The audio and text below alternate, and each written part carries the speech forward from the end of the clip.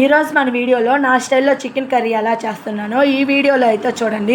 ముందుగా చికెన్ అంతా క్లీన్ చేసుకున్న తర్వాత కారం, ఉప్పు, పసుపు, పెరుగు అవన్నీ వేసుకొని ఇట్లా కలిపి పెట్టుకోవాలి. ఆ తర్వాత దీనికి కావాల్సిన పచ్చిమిర్చి, ఉల్లిపాయ, టమోటా అవి వేసుకొని మనం చికెన్ చేసుకునే ఒక గిన్నెలో ఇలా అయితే నూనె వేసుకొని ఉల్లిపాయ, పచ్చిమిర్చి, టమోటా, అల్లం వెల్లుల్లి పేస్ట్ అవన్నీ కుక్ అయ్యాక మనం కలిపి పెట్టుకున్న చికెన్ అలా దాంట్లో వేసేసుకొని చికెన్లో ఉన్న వాటర్నే 90% చికెన్ అయితే ఉడికిపోయింది. చూడండి, ఒక అరగంట అట్లా అయితే పెట్టేసిన తర్వాత ఆలోపు మసాలా అయితే తయారు చేసుకున్నాము.